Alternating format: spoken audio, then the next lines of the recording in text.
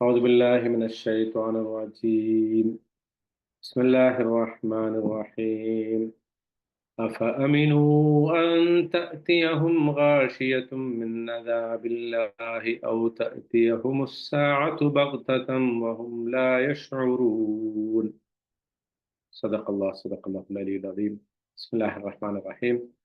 الحمد لله رب العالمين والصلاة والسلام على أشرف المرسلين وعلى آله وصحبه أجمعين ومن تبعهم بإحسان إلى يوم الدين. نريد للإصلاح ما استطعت وما توفيقي إلا بالله عليه توكلت وإليه أنيب.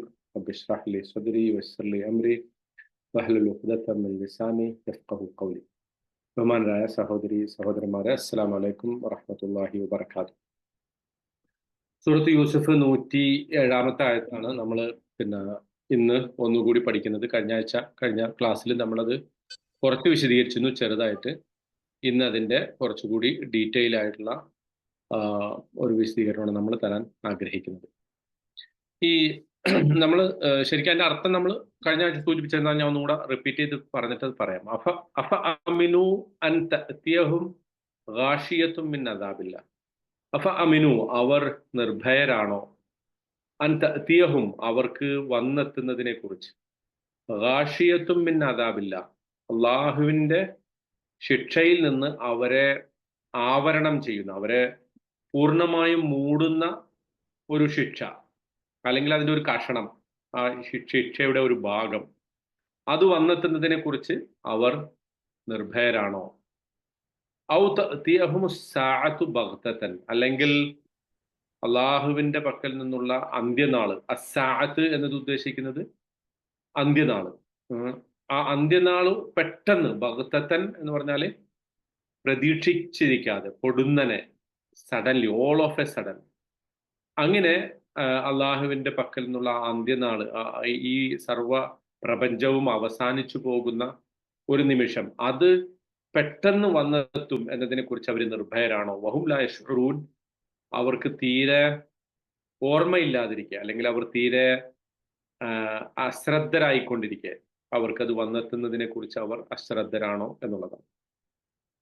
ഈ നമ്മള് പിന്നെ ചിലപ്പോഴൊക്കെ ചില വീഡിയോകൾ കാണാറുണ്ടല്ലോ. അതായത് ഈ ഇപ്പൊ യൂട്യൂബിലൊക്കെ നമ്മൾ സെർച്ച് ചെയ്താൽ കിട്ടും അങ്ങനത്തെ വീഡിയോ. അതായത് ചില ആ വീഡിയോയില് പിന്നെ നമ്മളോട് ഒരു ഒരു സംഗതി, ആ വീഡിയോയിൽ കളിക്കുന്ന അല്ലെങ്കിൽ ആളുകൾ ചെയ്യുന്ന പ്രവൃത്തിയെ നമ്മൾ ഫോക്കസ് ചെയ്യാൻ പറയും, അല്ലെ? ഇപ്പൊ ഉദാഹരണത്തിന് ബോൾ പാസ് ചെയ്യുന്ന ഒരു വീഡിയോ, അപ്പൊ എത്ര പ്രാവശ്യം പാസ് ചെയ്തു എന്നത് ഫോക്കസ് ചെയ്യാൻ പറയും.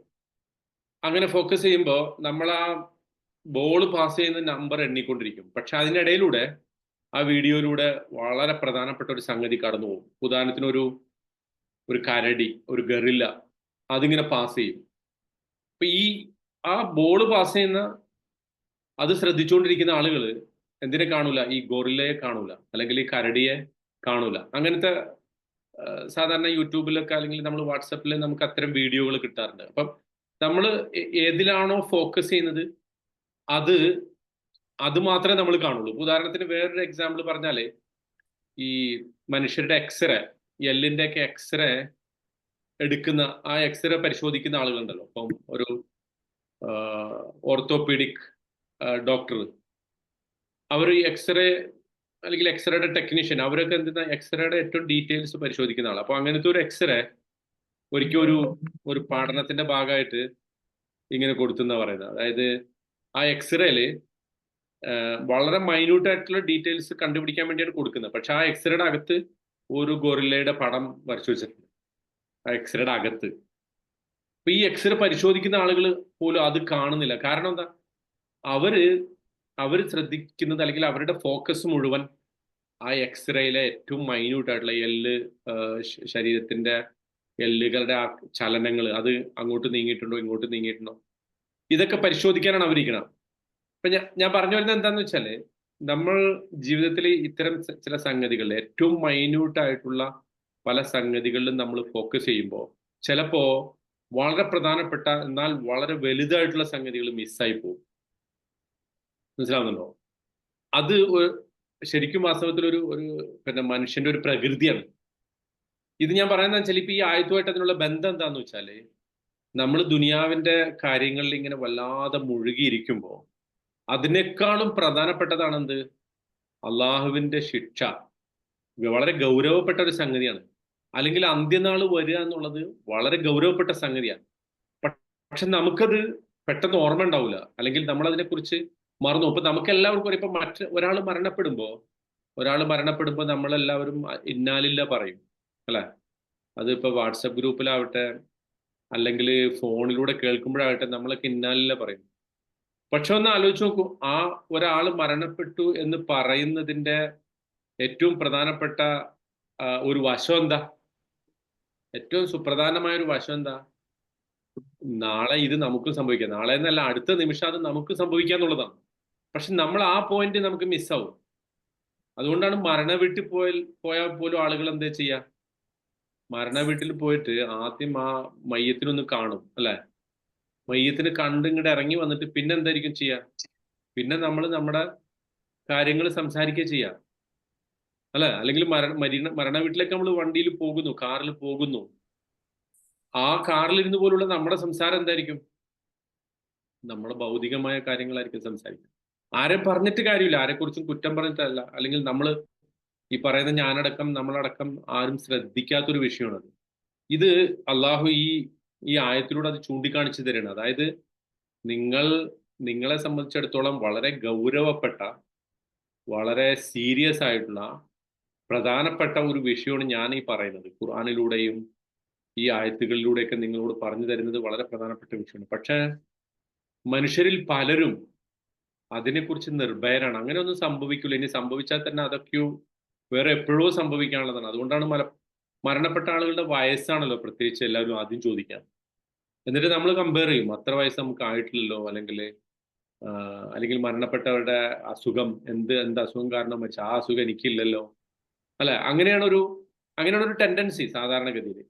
പക്ഷെ അതിനെ നേരെ ചൊവ്വ ഉൾക്കൊള്ളുന്ന ആളുകളുണ്ട്. അത് എനിക്കും സംഭവിക്കാം എന്ന് പറയുന്ന ഒരു അവസ്ഥയുണ്ട്. അപ്പൊ ആ ഒരു ഇപ്പൊ നോക്കൂ, ഇതിനു മുമ്പത്തെ നമ്മൾ നേരത്തെ ഓതി വെച്ചപ്പോ 105-ാമത്തെ ആയത്തിൽ പറയുന്നത് എന്താ?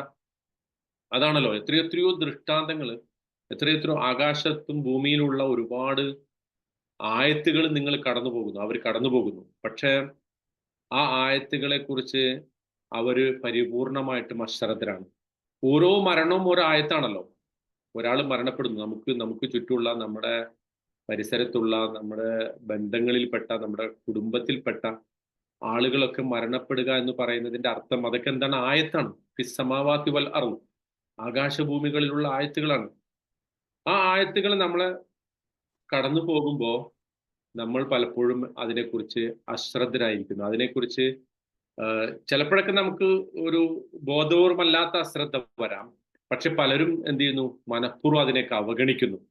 അതാണ് വഹും അൻഹ മുഅരിദൂൻ എന്ന് പറയുന്നത്. അപ്പോൾ അവിടെയാണ് എങ്ങനെയാണ് ആ സംഗതിയെ നമുക്ക് അവഗണിക്കാതെ ജീവിതത്തിലേക്ക് കൊണ്ടുവരാൻ സാധിക്കുക. അവിടെയാണ് അള്ളാഹു പറയുന്നത്, നിങ്ങളുടെ ജീവിതത്തിൽ ഏറ്റവും പ്രധാനപ്പെട്ട സംഗതികളിലേക്ക് ഫോക്കസ് വരിക. പ്രധാനപ്പെട്ട സംഗതികളിലേക്ക് ഫോക്കസ് വരിക. ഫോക്കസ് നഷ്ടപ്പെട്ടു പോകരുത്. നമുക്ക് ദുനിയാവ് വേണം. ദുനിയാവിലാണ് നമ്മൾ ജീവിക്കുന്നത്. നമ്മുടെ കുടുംബ ബന്ധം പ്രധാനമാണ്, നമ്മുടെ ഉപജീവനം പ്രധാനമാണ്, ജോലി പ്രധാനമാണ്, സ്കൂള് പ്രധാനമാണ്, കുട്ടികളുടെ വിദ്യാഭ്യാസം പ്രധാനമാണ്, ഒക്കെ പ്രധാനമാണ്. പക്ഷെ ആ പ്രാധാന്യമുള്ള സംഗതികളിൽ നമ്മൾ വ്യാപൃതരായിരിക്കെ അതിനേക്കാൾ പ്രാധാന്യമുള്ള, അതിനേക്കാൾ ഗൗരവമുള്ള വിഷയത്തെ നമ്മൾ മറന്നു പോകരുത് എന്നുള്ളതാണ് അള്ളാഹു സുബ്ഹാനഹു വതആല ആവർത്തിച്ച് നമ്മളെ ഓർപ്പിക്കുന്നത്. ഇത് നമ്മൾ വിചാരിക്കേണ്ട, ഇതിപ്പോ ഭൗതികമായ കാര്യങ്ങളിൽ വ്യാപൃതരായ ആളുകളെ കുറിച്ചാണ് പറയണമെന്ന് വിചാരിക്കേണ്ട. ഈവൻ ദീൻ പറയുന്ന ആളുകൾ തന്നെ ഉണ്ടല്ലോ. ദീൻ പറയുന്ന ആളുകൾ അവർ തന്നെയും ചിലപ്പോൾ ചിലത് മറന്നുപോകും, അല്ലെ? ഇപ്പൊ ഉദാഹരണത്തിന് ഖുർആൻ ഇങ്ങനെ പഠിക്കുന്നു നമ്മൾ. ചില ആളുകൾ ഖുർആൻ ഹിഫ്ളാക്കുന്നതിൽ ഭയങ്കര താല്പര്യമായിരിക്കും. ഞാൻ ഏതെങ്കിലും അർത്ഥത്തിൽ ആരെയും ജനറലൈസ് ചെയ്ത് പറയല്ല കേട്ടോ. ഖുർആൻ ഹിഫ്ളാക്കുന്നതിൽ ഭയങ്കര താല്പര്യമായിരിക്കും. പക്ഷെ അവർക്ക് ഖുർആന്റെ അർത്ഥം പഠിക്കുന്നതിൽ അത്ര താല്പര്യം ഉണ്ടാവില്ല. മനസ്സിലായി? അതായത് അതിന്റെ അർത്ഥം മനസ്സിലാക്കുന്നതിൽ അത്ര താല്പര്യം ഉണ്ടാവില്ല. വേറെ ചില ആളുകൾ ദീനിന്റെ മറ്റു ഹദീസ്, ഇസ്ലാമിന്റെ ഫിഖ്, ചരിത്രം, ഇതിനകത്തൊക്കെ ഭയങ്കരമായിട്ട് ഇനി അർത്ഥം തന്നെ പഠിക്കുമ്പോൾ, ഖുർആന്റെ അർത്ഥം പഠിക്കുമ്പോൾ അതിന്റെ വാക്കർത്ഥം, അതിന്റെ പദങ്ങൾ എങ്ങനെ ഉണ്ടായി, ഇതൊക്കെ വളരെ ഡീറ്റെയിൽ ആയിട്ട് പഠിക്കും. പക്ഷേ അങ്ങനെ പഠിക്കുമ്പോൾ തന്നെ ഖുർആന്റെ ഏറ്റവും സുപ്രധാനമായ റിമൈൻഡറുകൾ നമ്മൾ മറന്നു പോകും. ഇത് അങ്ങനെയുള്ളവർക്കും സംഭവിക്കാം. അതായത് ദീനിൽ തന്നെ നമ്മൾ മുഴുകിയിരിക്കുന്നു, പക്ഷെ നമ്മൾ വളരെ ഫോക്കസ്ഡ് ആയിട്ട് ഇത്തരം സംഗതികളിൽ മുഴുകുമ്പോൾ പ്രധാനപ്പെട്ട, ഇപ്പൊ ഉദാഹരണത്തിന് ഞാൻ പിന്നെ ഹജ്ജിന് പോയപ്പോൾ ഉണ്ടായ ഒരു ഇൻസിഡന്റ് പറഞ്ഞാൽ നമുക്കത് ഒന്നുകൂടി മനസ്സിലാവും. ഉദാഹരണത്തിന് 2001 ഞാൻ ഹജ്ജിന് പോകണം. നിങ്ങൾ ഹജ്ജിന് ഉംറക്കൊക്കെ പോകുമ്പോൾ നമ്മൾ കാണുന്ന ഒരു കാഴ്ച ഉണ്ട് അവിടെ, അല്ലെ? മക്കത്ത് കാണുന്ന ഒരു കാഴ്ച ഉണ്ട്. പലപ്പോഴും ഈ ഒരുപാട് കൈയും കാലൊക്കെ മുറിഞ്ഞ കുട്ടികൾ, അല്ലെ? ഈ അംഗഭംഗം വന്ന കുട്ടികൾ, പല പല രാജ്യങ്ങളിലൊക്കെ ഒരു പക്ഷേ യുദ്ധത്തിലോ അല്ലെങ്കിൽ കലാപങ്ങളിലോ ഒക്കെ വന്ന കുട്ടികൾ അവിടെ അങ്ങനെ അവിടെ അതിനുവേണ്ടി പ്രവർത്തിക്കുന്ന മാഫിയകളൊക്കെ ഉണ്ട്. അത് ഒഴിച്ചു നിർത്തിയാൽ ആ കൂട്ടത്തിൽ ജെനുവിൻ ആയിട്ടുള്ള സംഗതികളെയും കാണാലോ നമുക്ക്. അതായത് യത്തീമുകളായിട്ടുള്ള കുട്ടികൾ, അവര് ഭിക്ഷയാചിക്കാനിരിക്കുന്നു, അവര് പിന്നെ അല്ലെങ്കിൽ ചെറിയ ചെറിയ വസ്തുക്കൾ വിൽക്കുന്നു, അല്ലെ? ഇപ്പം കലണ്ടർ, മക്കയുടെ മദീനയുടെ ഒക്കെ ഫോട്ടോ ഉള്ള കലണ്ടറുകളൊക്കെ വിൽക്കുന്നു. നമ്മളെല്ലാവരും ഹജ്ജിനും ഉംറക്കൊക്കെ അവിടെ പോകുമ്പോൾ നമുക്ക് തരുന്ന ഇൻസ്ട്രക്ഷൻ എന്താ? ഹജ്ജിന്റെ കർമ്മങ്ങള്, ഹജ്ജിന്റെ ചടങ്ങുകള്, ഉംറയുടെ കർമ്മങ്ങൾ, ഉംറയുടെ ചടങ്ങുകൾ, അതൊക്കെ മിസ്സാവാതിരിക്കാൻ വേണ്ടി നമ്മളോട് പറയും. പക്ഷേ നമ്മളോട് അടിസ്ഥാനപരമായി വാസ്തവത്തിൽ പറയേണ്ട ഒരു സംഗതി ഉണ്ട്, അല്ലെ? ഈ അവിടെ അതേ മക്കയിൽ അവതരിച്ച ഒരു ആയത്തുണ്ട്. അതിന്റെ തുടക്കത്തിൽ, ഖുർആനിൽ തന്നെ തുടക്കത്തിൽ അവതരിച്ച ഒരു ആയത്താണ് അറഅയ്തല്ലദീ യുകദ്ദിബു ബിദ്ദീൻ. ദീനിനെ കളവാക്കുന്നവനെ നിങ്ങൾ കണ്ടുപോ? ആരാണ് ദീനിനെ കളവാക്കുന്നവൻ? അല്ലദീ യദുഉൽ യതീം, അനാഥയെ തള്ളി അകറ്റുന്നവൻ. ശരിക്കും അവിടെ നമ്മൾ പോകുമ്പോൾ നമുക്കത് ശരിക്കും ഫീൽ ചെയ്യും. ഇത്തരം അനാഥകളെ ധാരാളമായിട്ട് അവിടെ തള്ളി അകറ്റപ്പെട്ടു. ഞാൻ ആരെയും കുറ്റപ്പെടുത്തല്ല, ഞാൻ പറഞ്ഞല്ലോ, അവിടുത്തെ ഏതെങ്കിലും അധികാരികളെയോ അല്ലെങ്കിൽ പോലീസിനെയോ ഒന്നും അല്ല കുറ്റപ്പെടുന്നത്, മറിച്ച് നമ്മൾ തന്നെ ശ്രദ്ധിക്കേണ്ട ഒരു കാര്യമായിട്ട് പറയണം. അപ്പൊ ദീനിന്റെ അടിസ്ഥാനമാണ് യത്തീമിനെ സംരക്ഷിക്കുക എന്നുള്ളത്. അത് തന്നെ നമ്മുടെ പള്ളികളിലേക്ക് വന്നാലും ചിലപ്പോൾ ഉണ്ടാവും. നമ്മുടെ പള്ളിയുടെ ചുറ്റുവട്ടത്ത് പള്ളിയിൽ വലിയ വലിയ പ്രഭാഷണങ്ങൾ നടക്കും, പള്ളിയിൽ ഇസ്ലാമിനെ കുറിച്ചുള്ള വലിയ പ്രഭാഷണം നടക്കും. പക്ഷെ ആ പള്ളിയുടെ പരിസരത്ത് ആരുണ്ടാവും? ആരാലും ശ്രദ്ധിക്കപ്പെടാത്ത യത്തീമുകൾ ഉണ്ടാവും. ആ യത്തീമുകളെ തള്ളി അകറ്റുന്നതിന് തുല്യമാണല്ലോ അവരെ അവഗണിക്കുന്നത്. മനസ്സിലാവുന്നുണ്ടോ?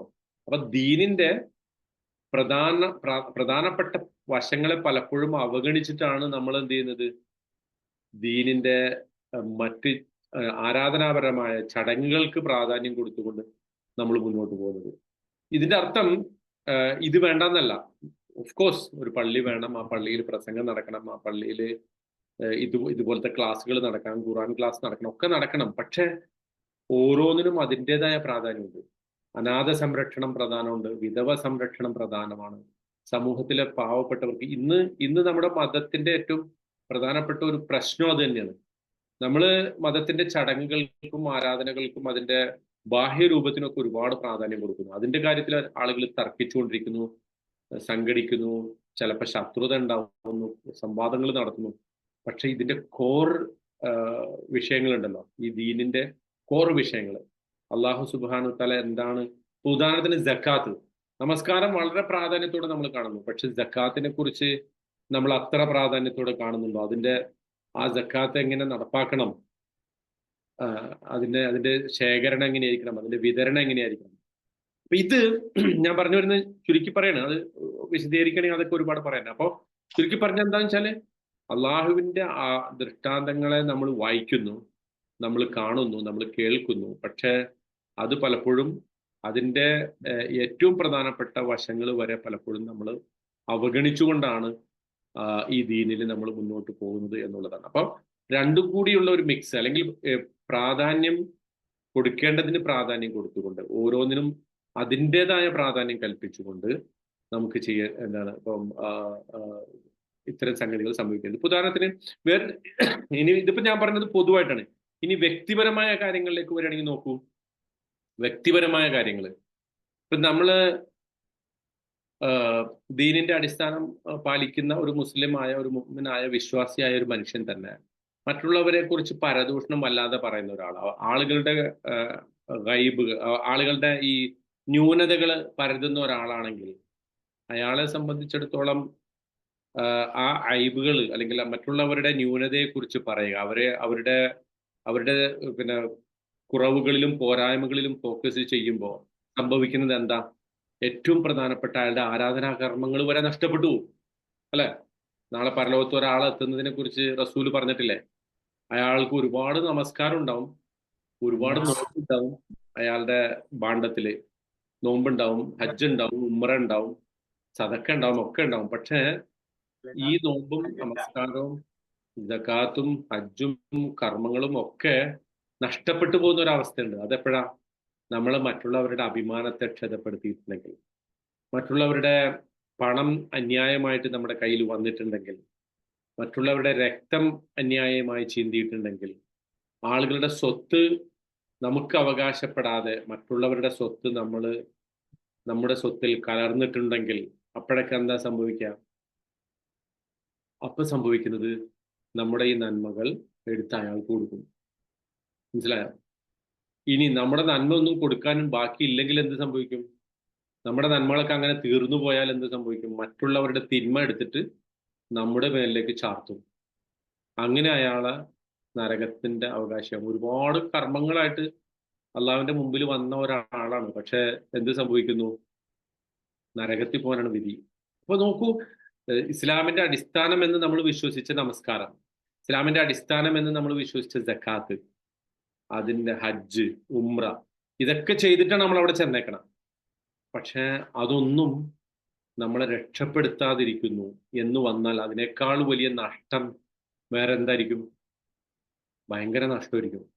അങ്ങനത്തെ നഷ്ടം സംഭവിക്കാതിരിക്കണമെങ്കിൽ ആ ഈ ആരാധനാ കർമ്മങ്ങൾ പോലെ എന്നല്ല, അതിനേക്കാളും പ്രാധാന്യമുള്ള മറ്റുള്ളവരോടുള്ള പെരുമാറ്റം, മറ്റുള്ളവരോടുള്ള അവരുടെ അവകാശങ്ങൾ വകവെച്ചു കൊടുക്കുന്നതിനുള്ള നമ്മുടെ രീതികൾ, അവരോടുള്ള ഇടപെടലുകളിലെ മര്യാദ, അക്രമം പ്രവർത്തിക്കാതിരിക്കുക, അനീതി പ്രവർത്തിക്കാതിരിക്കുക, ആരെക്കുറിച്ചും പരദൂഷണമോ കുറ്റമോ കുറവുകളോ ഇങ്ങനെ പറഞ്ഞ് പരിഹസിക്കാതിരിക്കുക, ആക്ഷേപിക്കാതിരിക്കുക, അഭിമാനം ക്ഷതപ്പെടുത്താതിരിക്കുക, അന്യായമായിട്ട് അവരുടെ പണം നമ്മുടെ സമ്പത്തിൽ വരാതിരിക്കുക, ഇതൊക്കെ വളരെ വളരെ വളരെ പ്രാധാന്യമുള്ളതാണ്. അങ്ങനെയുള്ള ആളുകൾ കുറച്ച് നമസ്കാരം ചെയ്തിട്ടുള്ളെങ്കിലും, അവർ തഹജ്ജുദൊന്നും വല്ലാതെ നിസ്കരിച്ചിട്ടില്ലെങ്കിലും, മറ്റുള്ളവരെ ഉപദ്രവിക്കാതെയാണ് ഈ ഭൂമിയിൽ നിന്ന് കടന്നു പോയതെങ്കിൽ അവർക്ക് അവരുടെ ചിലപ്പോൾ ഒരു പക്ഷെ നിർബന്ധ നമസ്കാരം മാത്രം അവർ നിർവഹിച്ചിട്ടുള്ളൂ, അത് മാത്രം മതിയാവും. റമദാനിലെ നോമ്പ് മാത്രമേ അവർ എടുത്തിട്ടുള്ളൂ, ഷാബാനിലോ ഷവ്വാലിലോ ഒന്നും നോമ്പ് എടുത്തിട്ടില്ലെങ്കിലും വലിയ കുഴപ്പമൊന്നും ഉണ്ടാവില്ല, അവർ ചിലപ്പോൾ രക്ഷപ്പെട്ടു പോകും. കാരണം എന്താ? അവരുടെ നന്മയിൽ നിന്ന് വേറെ ആർക്കും ഒന്നും എടുത്തു കൊടുക്കാനുണ്ടാവില്ല. അപ്പം we have to be very careful. ഇപ്പൊ നോക്കൂ, നമ്മൾ സൂറത്തുൽ നൂറില് ഈ അപവാദ പ്രചരണത്തെ കുറിച്ചുള്ള ഒരു ആയത്താണ്, അല്ല, ഒരു സൂറത്താണ് സൂറത്തുൽ നൂർ. അല്ലെങ്കിൽ എൻ്റെ ഏറ്റവും പ്രധാനപ്പെട്ട ഒരു വശം കൈകാര്യം ചെയ്യുന്നതാണ്. അതില് ഒരു ആയിഷ റളിയല്ലാഹു അൻഹയെ കുറിച്ചുള്ള അപവാദ കഥകൾ കേട്ടപ്പോ പറയരുത് എന്ന് അള്ളാഹു പറഞ്ഞ ഒരു സംഗതിയാണ്. വലൗല ഇത് സമഅ്തുമൂഹു വലൗല ഇത് സമഅ്തുമൂഹു ലന്നൽ മുഅ്മിനൂന വൽ മുഅ്മിനാതു ബിഅൻഫുസിഹിം ഖൈറ. നിങ്ങൾ ഇത്തരം പരസ്പരം പരദൂഷണം പറയുന്ന വസ്തുത കേട്ടപ്പോ നിങ്ങൾ എന്തുകൊണ്ട് പറഞ്ഞില്ല? ഇത് നമുക്ക് പറയാൻ പറ്റില്ലല്ലോ, നമ്മൾ വിശ്വാസികളെ കുറിച്ച് ഇങ്ങനെ പറയാൻ പാടില്ലല്ലോ. സുബ്ഹാനക മാലന അൻ നതകല്ലമ ബിഹാദ. നിങ്ങൾ പറയേണ്ടിയിരുന്നത് അങ്ങനെയല്ലേ? നമുക്കിത് പറയാൻ പറ്റില്ല. നമ്മളോട് ഒരാൾ ഫോൺ വിളിച്ചിട്ട് നീ കേട്ടോ, നീ അറിഞ്ഞോ എന്നൊക്കെ പറഞ്ഞു തുടങ്ങുമ്പോൾ തന്നെ പറയാൻ പറ്റണം, എന്ത്? എനിക്കത് കേൾക്കണ്ട, എനിക്കത് അറിയണ്ട എന്ന് പറയാൻ പറ്റണം. പക്ഷെ പലപ്പോഴും സംഭവിക്കുക എന്താ? നല്ല നല്ല തക്കുവയുണ്ട് അല്ലെങ്കിൽ നല്ല ബോധമുണ്ട് എന്ന് വിചാരിക്കുന്ന ആളുകൾ വരെ അത്തരം സംഗതികൾ കേൾക്കാനും അത് പരത്താനും അത് പ്രചരിപ്പിക്കാനും ഒക്കെ വളരെ തൽപരരാണ്. അപ്പൊ ഈ ഒരു അവസ്ഥ കാരണം നമ്മുടെ തന്നെ കർമ്മങ്ങളെ പിന്നെ പാഴാക്കി കളയുന്ന ഒരു അവസ്ഥയെ ഇല്ലാതാക്കണം. ഇത് ഇസ്ലാമിലെ ഒരു ഫോക്കസ് ആണ്. ആ ഫോക്കസിനെ കുറിച്ചാണ് അള്ളാഹു ഇങ്ങനെ പറയുന്നത്. എന്ത് എത്ര ദൃഷ്ടാന്തങ്ങൾ അവരുടെ കൺമുന്നിലൂടെ കടന്നു പോയിട്ടും അതിനേക്ക് അവർ അവഗണിക്കുന്നു. അവർക്കിത് അവഗണിക്കാൻ അള്ളാഹുവിന്റെ ഒരു ശിക്ഷയുടെ ഒരു കഷ്ണം അവർ വന്നെത്തുന്നതിനെ കുറിച്ച് അവർ അശ്രദ്ധരാണോ? ഈ അശ്രദ്ധരാണോ എന്ന് ചോദിക്കുമ്പോൾ നമ്മൾ ജീവിതത്തിന്റെ തിരക്കുകളിൽ മുഴുകിയിരിക്കുമ്പോൾ ആ മുഴുകിയിരിക്കുന്ന ഒരു പെട്ടെന്നൊരു സുപ്രഭാതത്തിലാണ് മരണം വന്നെത്തുക. മരണവും വന്നെത്തുക അങ്ങനെയാണ്, അന്ത്യനാളും അങ്ങനെയാണ് വന്നെത്തുക. അന്ത്യനാളും അങ്ങനെ തന്നെയാണ്. അത് ഏതുപോലെ എന്ന് വെച്ചാൽ ഒരു കുട്ടി പഠിക്കുന്ന ഒരു കുട്ടിയാണെന്ന് വിചാരിച്ചു. സ്കൂളിൽ പോകുന്ന ഒരു കുട്ടി. ആ സ്കൂളിൽ പോകുന്ന കുട്ടിയോട് ടീച്ചർ പറയുന്നുണ്ട്, മോനെ എക്സാം വരണുണ്ട് കേട്ടോ, എക്സാം വരണുണ്ട്, പഠിക്കണം പഠിക്കണം പഠിക്കണം എന്ന് പറയുന്നു. പക്ഷെ ചില കുട്ടികൾ അങ്ങനെയാണ്, അവരതിനെ അവഗണിക്കും അല്ലെ. അവഗണിച്ചിട്ട് അവസാനത്തെ തലേന്ന് അല്ലെങ്കിൽ ഒരാഴ്ച മുമ്പാണ് എന്ത് ചെയ്യുക, എക്സാമിനെ കുറിച്ച് ഓർക്കുക അല്ലെ. അപ്പ അപ്പൊ ശ്രദ്ധിക്കും, അല്ലെങ്കിൽ അപ്പൊ പുസ്തകം എടുത്തിട്ട് കുറച്ച് അധികം ഫ്രാൻറ്റിക് ആയിട്ട് നോക്കും. ഇതുപോലെ ആകരുത് മനുഷ്യരെന്നുള്ളതാണ്. കാരണം അങ്ങനെ വന്നു കഴിഞ്ഞാൽ എന്താ സംഭവിക്കുക, നമുക്ക് പിന്നീട് ഒന്നിനും സമയം ഉണ്ടാവില്ല. അവസാനത്തിലേക്ക് വെച്ച് കഴിഞ്ഞാൽ മരണം. അതുകൊണ്ടാണ് നിങ്ങൾ അള്ളാഹു ഇന്നല്ലാഹു യഖ്ബലു തൗബത മാലം യുഗർഗർ. തൗബ അള്ളാഹു സ്വീകരിക്കും. മരണം തൊണ്ടക്കുഴിയിൽ എത്തുന്നതിന് മുമ്പ്, തൊട്ട് മുമ്പ് വരെ സ്വീകരിക്കും. പക്ഷെ മരണത്തെ കൺമുന്നിൽ കണ്ടു കഴിഞ്ഞാൽ പിന്നെ എന്തില്ല, പിന്നെ തൗബ സ്വീകരിക്കില്ല. കാരണം എന്താ, പിന്നെ തൗബയുടെ അവസ്ഥയില്ല. അത് ഇപ്പൊ ഫിറോൻ പോലും തൗബ ചെയ്തിട്ടുണ്ടല്ലോ അല്ലെ. ഫിറോൻ എപ്പോഴാ തൗബ ചെയ്ത, ആ ചെങ്കടലില് അള്ളാഹു മുക്കിക്കൊല്ലാൻ നേരത്ത് ഇപ്പൊ ഞാൻ വിശ്വസിച്ചു എന്ന് പറഞ്ഞു അല്ലെ. ചെങ്കടൽ രണ്ടായി പിളർന്നു, മൂസാ നബി പോയി, അതിന്റെ പിന്നാലെ ഫിറോനും പോയി.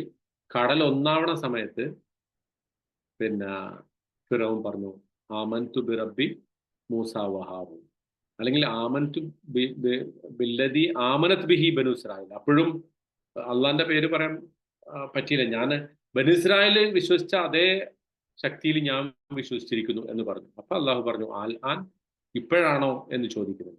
ഈ ഒരു എല്ലാ കാര്യങ്ങളും മാറ്റിവെക്കുന്ന ഒരവസ്ഥ ഉണ്ടാകരുത്. അതുകൊണ്ടാണ് എല്ലാ ദിവസവും ഒരു രാത്രി കിടക്കാൻ നേരത്ത് സർ ഇത് ഫിറൗൻ അങ്ങനെ പറയുമ്പോ മലായിക്കുകള് ഫിറൗന്റെ വായില് മണ്ണ് ഇട്ടു, അങ്ങനത്തെ സ്റ്റോറി ഞാൻ കേട്ടിട്ടുണ്ട്. അത് ശരിയാണോ? കാരണം അള്ളാഹുവിന്റെ കാരുണ്യം ഫിറൗനിലേക്ക് ചിലപ്പം ഉണ്ടായേക്കാം എന്നതുകൊണ്ട് ഫിറൗന്റെ വായില് മലായിക്കുകൾ മണ്ണ് ഇട്ടു ആ സന്ദർഭത്തില്. അങ്ങനെ ഞാൻ കേട്ടിട്ടുണ്ട്. അത് ശരിയാണോ എനിക്കറിയില്ല. ശരിയാണോ? അത് എനിക്കത് അതിന്റെ ടെക്സ്റ്റ് എനിക്ക് ഇതുവരെ അറിയില്ല. ഞാൻ ആദ്യമായിട്ട് കേൾക്കണം അങ്ങനെ ഒരു സംഭവം. വേണമെങ്കിൽ അത് പരിശോധിച്ചിട്ട് ഞാൻ പറയാം. പക്ഷെ നമുക്കിപ്പോ അതിൻ്റെ അകത്ത്, അതായത് ഇപ്പൊ ചില കഥകളിൽ ഞാൻ പറഞ്ഞല്ലോ, ഈ കഥ ഖുർആനിലെ കഥകളുടെ ഇത്തരം പിന്നാമ്പുറങ്ങളിലേക്ക് നമ്മൾ പോയി കഴിഞ്ഞാൽ ഒരുപാട് അത്തരം കഥകൾ കിട്ടും. ഇപ്പൊ യൂസുഫ് നബിയുടെ കഥകൾ നമ്മൾ പഠിച്ചത്. അപ്പൊ അങ്ങനത്തെ ഒരുപാട് കഥകളുടെ ഒരുപാട് മറ്റു വശങ്ങൾ നമുക്ക് കേൾക്കാൻ പറ്റും. അതിൽ എല്ലാം ഒന്നും പൂർണ്ണമായിട്ടും നമുക്ക് ഓതന്റിക് ആണെന്ന് പറയാവുന്ന നറേഷൻ ആവില്ല. ഒരു പക്ഷേ ഇങ്ങനത്തെ ഏതെങ്കിലും ഹദീസിലോ അല്ലെങ്കിൽ ഏതെങ്കിലും ചരിത്ര ഗ്രന്ഥങ്ങളിലോ ഇങ്ങനത്തെ സംഗതികൾ വന്നിട്ടുണ്ടാവാം. പക്ഷെ ഞാനിത് ആദ്യമായിട്ട് കേൾക്കാണ്. എന്തായാലും ഞാനത് വേണമെങ്കിൽ പരിശോധിച്ചിട്ട് പറയാം കേട്ടോ. അപ്പൊ ഇസ്രായേൽ കഥകൾ അങ്ങനെ ഇസ്രായേലിയാത്ത് എന്ന് പറയുന്ന സംഭവമായിരുന്നു. ഇസ്രായേലിയാത്ത് അതെന്താണ് ആക്ച്വലി? ഇസ്രായേലിയാത്ത് എന്ന് പറഞ്ഞാല് അങ്ങനെ കുറെ, അതായത് പിന്നെ ഇസ്രായേൽ സമൂഹത്തിൽ പ്രചരിച്ച അത്തരം കുറെ കഥകൾ നമ്മുടെയൊക്കെ ടെക്സ്റ്റിലേക്കും വന്നിട്ടുണ്ട്. നമ്മുടെ പല ടെക്സ്റ്റുകളിലേക്കും ചില ഹദീസുകളായിട്ട്, മൗദൂആയ ഹദീസുകളായിട്ട്, ലഈഫായ ഹദീസുകളായിട്ട് നമ്മുടെ ചില തഫ്സീറുകളിലേക്കൊക്കെ അത് വന്നിട്ടുണ്ട്. അതിനെക്കുറിച്ചാണ്.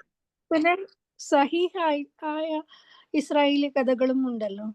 ഉണ്ടാകാം. ഉദാഹരണത്തിന് ബനു ഇസ്രായേലിലെ ഒരാളെ കുറിച്ച് റസൂല് പറഞ്ഞ കഥകൾ ഉണ്ടല്ലോ. അങ്ങനെ 2-3 കഥകളുണ്ട്. ഒരാള് 500 വർഷം ഇബാദത്ത് ചെയ്തതിനെ കുറിച്ച് പറഞ്ഞ കഥയുണ്ട്.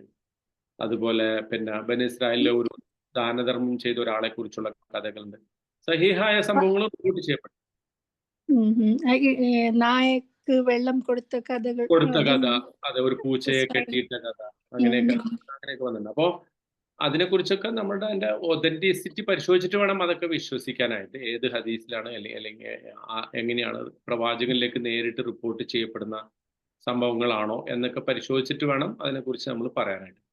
പക്ഷെ ഇവിടെ നമ്മളിപ്പോ ഈ ഒരു വിഷയത്തില് നമുക്കിപ്പോൾ അത് അത്ര ഇമ്പോർട്ടൻ്റ്, അത്ര റെലവൻ്റ് അല്ല. കാരണം എന്താ വെച്ചാൽ അവസാന നിമിഷത്തിൽ വിശ്വസിച്ചത് അള്ളാഹു സ്വീകരിച്ചിട്ടില്ല. അതാണ് ആ കഥയുടെ ഏറ്റവും പ്രധാനപ്പെട്ട മോറൽ. യൂട്യൂബിൽ വരുന്ന കാര്യം നമ്മൾ ശ്രദ്ധിച്ചിട്ടേ നമ്മൾ അതിൽ നിന്ന് എടുക്കാൻ പറ്റുള്ളൂ. കുറേ കഥകൾ ഇല്ലാത്തതൊക്കെ വരുന്നുണ്ട്. അത് ശരിക്കും ശ്രദ്ധിക്കണം. അത് നല്ല ആരോടെങ്കിലും ചോദിച്ചിട്ട് അങ്ങനെ വിഷയം. നമ്മളെ മദ്രസയിൽ ഇപ്പൊ അങ്ങനെ ഒരു പരിപാടിക്ക് ഒരു കുട്ടി കഥ അവതരിപ്പിച്ചത് ആദം നബിന്റെ കഥയായിരുന്നു. എന്തൊക്കെയോ അതിലിങ്ങനെ കൂട്ടിച്ചേർത്തിട്ട് പിന്നെ അതിനെ പറ്റി ചോദിക്കുമ്പോഴാണ് മോള് പറയുന്നത് അത് നമുക്കിങ്ങനെ യൂട്യൂബിൽ നിന്ന് അടിച്ചൊക്കെ കിട്ടിയതാന്നുള്ളത്. ഇല്ലാത്തതാണ് അതിലേക്ക് പറഞ്ഞിരിക്കുന്നത്. അപ്പൊ ശരിക്കും ശ്രദ്ധിക്കണം നമ്മൾ കേൾക്കുമ്പോഴും പഠിക്കുമ്പോഴൊക്കെ. അതെ, അല്ല അതിന്റെ അത്തരം കഥകളുടെ ആവശ്യമില്ലല്ലോ നമുക്ക്. അതാണ് ശരിക്കും ഇപ്പൊ ഈ പറയുന്ന വിഷയമായിട്ട് നല്ല ബന്ധമുള്ള ഒരു സംഗതിയാണിത്. അതായത് അള്ളാഹു പറഞ്ഞെന്താ, നമ്മൾ പ്രധാനപ്പെട്ടത് വിട്ടിട്ട് അപ്രധാനമായതിൽ ഫോക്കസ് ചെയ്യുന്നു. ഇവിടെയും അതാണല്ലോ സംഭവം. ഈ കഥ പറഞ്ഞപ്പോ എന്തിനാണ് അള്ളാഹ്ക്ക് വേണമെങ്കിൽ ഈ ഫിറൗനെ പറഞ്ഞപ്പോ ഫിറൗൻ വിശ്വസിക്കാൻ വേണ്ടി വന്നപ്പോ മലക്കുകൾ അങ്ങനെയൊക്കെ അതൊക്കെ എടുത്ത് പറയാലോ. അള്ളാഹ് വിട്ടുകളഞ്ഞതിനെ നമ്മൾ പൊക്കിക്കൊണ്ട് വരേണ്ടതില്ല. മനസ്സിലായി? അള്ളാഹു നമുക്ക് ഖുർആൻ ഒരു ഗൈഡൻസ് ആണ്, ഹുദയാണ്, റഹ്മത്താണ്, ഷിഫ ആണ്, ഖുർആൻ നൂറാണ്. ഈ പറയുന്ന ഖുർആന്റെ ഈ ഹുദ, നൂറ്, റഹ്മത്ത്, ഷിഫ, ഇങ്ങനെയുള്ള ഖുർആൻ എന്ത് പർപ്പസിനാണോ വന്നത് അതുമായിട്ട് യോജിക്കുന്ന സംഗതികൾ അള്ളാഹ് പറഞ്ഞിട്ടുണ്ട് വേണ്ടോളം. അതിനെക്കുറിച്ച് സംസാരിക്കാനോ അതിനെക്കുറിച്ച് പഠിക്കാനോ, ഞാനിപ്പോ ഈ പറഞ്ഞതിനെ അല്ലെങ്കിൽ ഈ പറഞ്ഞതിനെ എതിർക്കുകയോ അല്ലെങ്കിൽ അതിനെ തള്ളിക്കളയോ അല്ലാട്ടോ, അല്ലാതെ ഞാൻ പറയണേ ആ ഒരു സംഗതിയിലാണ് നമ്മുടെ ഫോക്കസ്. കാരണം അത് തന്നെ ഫോക്കസ് ചെയ്യാൻ നമുക്ക് സമയമില്ല. അപ്പൊ അത്തരം സംഗതികൾ എടുക്കുക. ബാക്കിയുള്ളത് ഇങ്ങനെയൊക്കെ ഉണ്ട് എന്ന് നമ്മൾ മനസ്സിലാക്കാം. അങ്ങനെ കുറെ ഇസ്രായേലിയാത്ത് ഉണ്ട്, അവിടുന്ന് ഇവിടുന്ന് ഒക്കെ കേൾക്കുന്നുണ്ട്. പക്ഷെ അത് എന്തോ ആയിക്കോട്ടെ, ശരിയോ തെറ്റോ, അത് നമ്മുടെ വിഷയമല്ല. ആ വിഷയങ്ങളെ നമ്മൾ മാറ്റി വെച്ചിട്ട് what Quran focuses on is our focus. എന്താണോ ഖുർആൻ ഫോക്കസ് ചെയ്യുന്നത് അത് തന്നെ ആയിരിക്കണം നമ്മുടെയും ഫോക്കസ്. ഓക്കെ, അപ്പം ഈ പണിഷ്മെന്റ്, ശിക്ഷ അവരിലേക്ക് വരുന്നതിനെ കുറിച്ച് അവർ അശ്രദ്ധരാണോ എന്നതാണ് ഖുർആന്റെ ഏറ്റവും പ്രധാനപ്പെട്ട ചോദ്യം. ഇപ്പൊ നോക്കൂ, ഗാഷിയത്താണ് ഇവിടെ പണിഷ്മെന്റിനെ കുറിച്ച് പറയാൻ ഉപയോഗിച്ച പദം, അല്ലെ? ഗഷിയ യഗ്ഷ എന്ന് പറഞ്ഞാൽ എന്താ അർത്ഥം? വല്ലൈലി ഇതാ യഗ്ഷ എന്നൊക്കെ കേട്ടില്ലേ? മൂടുന്നത്, ആവരണം. അപ്പൊ അങ്ങനത്തെ ഒരു ശിക്ഷയെ കുറിച്ചാണ് അള്ളാഹു പറയുന്നത്. അതായത് അള്ളാഹുവിന്റെ പക്കൽ നിന്ന് അവരെ പൂർണ്ണമായിട്ടും മൂടുന്ന, ആവരണം ചെയ്യുന്ന ഒരു ശിക്ഷ എന്നതാണ് അൽ ഇഹാതത്തു അൻ കുല്ലി ജാനിബ് എന്നാണ്, അല്ലെങ്കിൽ മിൻ കുല്ലി ജാനിബ് എന്നാണ് അതിനെക്കുറിച്ച് പണ്ഡിതന്മാർ പറയുന്നത്. അൽ ഇഹാതത്തു മിൻ കുല്ലി ജാനിബ്, എല്ലാ വശത്തു നിന്നും അവരെ ആവരണം ചെയ്യുന്ന ഒരു ശിക്ഷ. എൻസർക്ലിംഗ് ദം ഫ്രം എവറി ഡയറക്ഷൻ. അതുണ്ട് അവിടെ, അൽ ഗാഷിയ എന്ന് പറയുന്നുണ്ട്. അതിനെക്കുറിച്ച് ഞാൻ പറയാം കേട്ടോ. അത് പിന്നെ അത്തരം പേരുകൾ ഖുർആനിൽ പറയുന്നുണ്ട്. അതിനെക്കുറിച്ച് പറയുന്നതിന് മുമ്പ് ഈ ഖുർആനിൽ തന്നെ ഈ ശിക്ഷ ആവരണം ചെയ്യുന്നതിനെ കുറിച്ച്, അല്ലെങ്കിൽ ആവരണം ചെയ്യുക എന്ന അർത്ഥത്തിൽ ഗഷിയ എന്നുള്ള പദം ഉപയോഗിച്ച സ്ഥലങ്ങളുണ്ട്. വൈദാ ഗഷിയഹും മൗജുൻ കൽദുലൽ, വൈദാ ഗഷിയഹും മൗജുൻ കൽദുലൽ, സമുദ്രത്തിൽ പോകുന്ന ആളുകളെ കുറിച്ച് പറഞ്ഞപ്പോ അവരെ എല്ലാ ഭാഗത്തു നിന്നും തിരമാലകൾ ഇങ്ങനെ മൂടുന്നു എന്ന് പറഞ്ഞിട്ടുണ്ട്. ലുലൽ എന്ന് പറഞ്ഞാൽ ഇങ്ങനെ വലിയ കാർമേഘങ്ങൾ പോലെ. പിന്നെ വയുഗഷിൽ ലൈലൻ നഹാർ, രാത്രിയെ അള്ളാഹു പകൽ കൊണ്ട് മൂടുന്നു, അല്ലെങ്കിൽ തിരിച്ചും പകലിനെ രാത്രി കൊണ്ട് മൂടുന്നു എന്നൊക്കെ പറഞ്ഞത്. ഇനി ശരിക്കും ആ ഗാഷിയ എന്നുള്ള പദത്തിന്റെ ഏറ്റവും പ്രധാനപ്പെട്ട ഒരു ഉദ്ദേശം തന്നെ അതാണ്. എന്തുകൊണ്ട് മറ്റ് അദാബെന്ന്, അല്ലെങ്കിൽ ഗാഷിയത്തും മിനൽ അദാബ് എന്ന് അള്ളാഹു ഇവിടെ പറഞ്ഞു എന്നുള്ളതാണ്. അതിനു മുമ്പ് ഇപ്പൊ നേരത്തെ സൂചിപ്പിച്ച ഹൽ അതാക ഹദീസുൽ ഗാഷിയ എന്നതിനെ കുറിച്ച് പറയാം. പരലോകത്തെ കുറിച്ച് അല്ലെങ്കിൽ അന്ത്യനാളിനെ കുറിച്ച് പറയാൻ വേണ്ടിയിട്ട് അള്ളാഹു ഒരുപാട് പദങ്ങൾ ഖുർആനിൽ പ്രയോഗിച്ചിട്ടുണ്ട്, അല്ലെ? ഏതൊക്കെയാ? രണ്ട് എക്സാമ്പിൾ പറഞ്ഞേ. അൽ ഗാഷിയ ഒന്നാണ്, അൽ ഖാരിയ വേറൊന്നാണ്, അൽ വാഖിയ വേറൊന്നാണ്, വേറൊന്നാണ്, അസ്വാഖ വേറൊന്നാണ്, അല്ലെ? ഇങ്ങനെ അപ്പോ അൽ മുസീബ, അൽ കാരിത എന്നൊക്കെ പല രൂപത്തിൽ പറഞ്ഞിട്ടുണ്ട്. അപ്പം ഈ അറബി ഭാഷയിൽ ഇത്തരം അന്ത്യനാളിനെ കുറിക്കുന്ന, അല്ലെങ്കിൽ പെട്ടെന്ന് വരുന്ന വലിയ വിപത്തുകൾക്കൊക്കെ പിന്നെ ഒരു ഫെമിനിൻ ജെൻഡറാണ് കൊടുത്തിട്ടുള്ളത്. ഒരു പക്ഷെ അത് വളരെ ഇൻട്രസ്റ്റിംഗ് ആയിട്ട് തോന്നാം. ഇപ്പൊ വലിയ വലിയ നാശം വിതക്കണ കൊടുങ്കാറ്റിന്റെ ഒക്കെ പേരെന്താ? വലിയ വലിയ നാശം വിതക്കണ കൊടുങ്കാറ്റ് കത്രീന. തുഫാൻ. അല്ല, അതിന് പേര് ഇംഗ്ലീഷില് കത്രീന, സാലി, അങ്ങനെ കേട്ടല്ലേ? സൂസൻ, പെണ്ണുങ്ങളുടെ പേരല്ലേ? അതൊരു വളരെ യാദൃച്ഛികമായി പറയുന്ന പേരാണ്. പക്ഷെ ഖുർആനിൽ അത് അങ്ങനെയല്ല പറഞ്ഞിട്ടുള്ളത്. ഖുർആനിൽ അത് പറഞ്ഞിരിക്കുന്നത് ഫെമിനിൻ ജെൻഡർ ആയിട്ടാണ്, ഒരു പെണ്ണിന്റെ പേരായിട്ടോ ഒരു സ്ത്രീയുടെ പേരായിട്ടോ. മനുഷ്യന്മാരത് പേരിട്ടപ്പോ സ്ത്രീകളുടെ പേര് അങ്ങനെ ഒരു അപ്പൊ അത് ചില നെയിംസ് ഓഫ് വിൻസ്, നരകത്തിയുടെ പേരുകള്, പെയർ ഓഫ് ബോഡി പാർട്സ്, ഇതൊക്കെ സ്ത്രീലിംഗായിട്ടല്ലേ വരുന്നത്? അതാണ് ഖുർആനിൽ അങ്ങനെ. ഒരു ഫെമിനിൻ ജെൻഡർ, അതിന് പ്രത്യേകിച്ച് എന്തെങ്കിലും ഒരു കൊണോട്ടേഷൻ ഒന്നുമില്ല. പക്ഷെ അങ്ങനെയാണ് അത് പറഞ്ഞിട്ടുള്ളത്. മനുഷ്യന്മാർ അങ്ങനെ പേരിട്ട് കഴിഞ്ഞപ്പോൾ അതിന് വിമർശനം വന്നപ്പോൾ പിന്നെ ആണുങ്ങളുടെ പേരിടാൻ തുടങ്ങി അല്ലേ? അങ്ങനെയുണ്ട്. അപ്പൊ അതിൽ പ്രത്യേകിച്ച് പ്രശ്നങ്ങളൊന്നും ഉണ്ടായിട്ടല്ല കേട്ടോ പറഞ്ഞത്. അപ്പൊ ഞാൻ പറഞ്ഞു വെച്ചത് ഈ അൽ ഗാഷിയ, അൽ വാഖിഅ, അൽ അത്താമ്മ, അസ്സാഖ, അൽ ഹാഖ, ഇതൊക്കെ അല്ലാഹു സുബ്ഹാനഹു വ തആല അന്ത്യനാളിനെ കുറിച്ച് പറയാൻ വേണ്ടി പറഞ്ഞു. ഇതിൻ്റെ അകത്തൊക്കെ ശരിക്കും അത് എന്താണ്, അലിഫ്ലാം ചേർത്ത് വരുമ്പോൾ, അത് പറയാൻ വേണ്ടിയിട്ടാണ് ഞാനിപ്പോൾ അത് പറഞ്ഞത്. അലിഫ്ലാം ചേർത്ത് വരുമ്പോൾ അതിന് എന്തായി, ഒരു സ്പെസിഫിക് മീനിങ് ആയി. പക്ഷെ ഇവിടെ അലിഫ്ലാം ഇല്ലാതെയാണ് പറഞ്ഞിട്ടുള്ളത് അല്ലെ? അഫ അമിനു അൻ തഅതിയഹും ഗാഷിയത്തും മിനൽ അദാബ്, ശിക്ഷയുടെ ഒരു ഭാഗം അല്ലെങ്കിൽ അവരെ കവർ ചെയ്യുന്ന ഒരു ഭാഗം. അപ്പം അത് അവർക്ക് വന്നെത്തുന്നതിനെ കുറിച്ച് അവർ അശ്രദ്ധരാണോ എന്നതാണ്. ഈ അശ്രദ്ധ അന്ന് ശരിക്കും വാസ്തവത്തിൽ പ്രവാചകൻ സല്ലല്ലാഹു അലൈഹി വസല്ലം അഭിസംബോധന ചെയ്തുകൊണ്ട് പറയുമ്പോൾ അന്നത്തെ ഖുറൈശികൾക്ക് നേരെയുള്ള ഒരു താക്കീതാണ്. പക്ഷെ അത് അവർക്കെതിരെ മാത്രമല്ല, ഇന്ന് ഈ ഖുർആൻ പാരായണം ചെയ്തുകൊണ്ടിരിക്കുന്ന നമ്മളടക്കമുള്ള സകല ആളുകളോടുമുള്ള അള്ളാഹുവിന്റെ ചോദ്യം അതാണ്.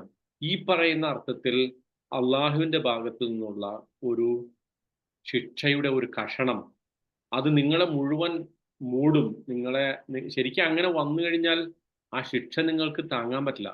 ഇതാണ് അള്ളാഹു സുബ്ഹാനഹു വ തആല പറയുന്നത്. അപ്പൊ ഈ എങ്ങനത്തെ ശിക്ഷയെക്കുറിച്ചാണ് ഈ പറയുന്നത്? നമുക്കൊരു പക്ഷേ നമുക്ക് വരുന്ന അസുഖം അള്ളാഹുവിന്റെ അത്തരം ശിക്ഷയാണോ? നമുക്ക് വരുന്ന ഒരു പരീക്ഷണം, ഇപ്പോൾ ഉദാഹരണത്തിന് നമ്മുടെ ഏറ്റവും അടുത്തൊരാൾ മരണപ്പെട്ടു പോവുക, നമുക്കൊരു കാര്യമായ അസുഖം വരിക, നമുക്കൊരു ബിസിനസ്സിൽ നഷ്ടം സംഭവിക്കുക, നമുക്കൊരു താങ്ങാൻ കഴിയാത്തൊരു ദുഃഖം വരിക, ഇതൊക്കെ അള്ളാഹിന്റെ ശിക്ഷയായിരിക്കുമോ? എന്താ നിങ്ങളുടെ അഭിപ്രായം? ശിക്ഷയാവോ? പരീക്ഷണം എന്നാ പറയാ, അതിന് കോമൺ ആയിട്ട് ഇങ്ങനെ സൂറ പിന്നെ ഇതില് പറയുന്നില്ലേ, ഇതിന് സൂറത്തേറെ സജദയില്ലേ, നിങ്ങൾക്ക് ചെറിയ വലുതിന്റെ മുൻപായി ചെറിയ ശിക്ഷ വരും, അത് ഒരു വേള നിങ്ങൾ നന്നാവാൻ വേണ്ടിയിട്ടുള്ള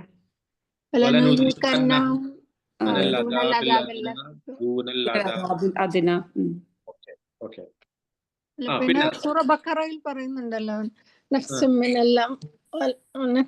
മിനൽ അംവാലി വൽ അൻഫുസി വലനബ്ലുവന്നകും ബിശൈഇൻ മിനൽ ഖൗഫി വൽ ജൂഇ. അതായത് പരീക്ഷ പറഞ്ഞോ. അതെ, അത് ടെസ്റ്റ് ആയിട്ടല്ലേ പറയുന്നത്. അതായത് ചിലപ്പോ അതാണ് നമുക്കത് തിരിയൂല എന്നുള്ളതാണ്.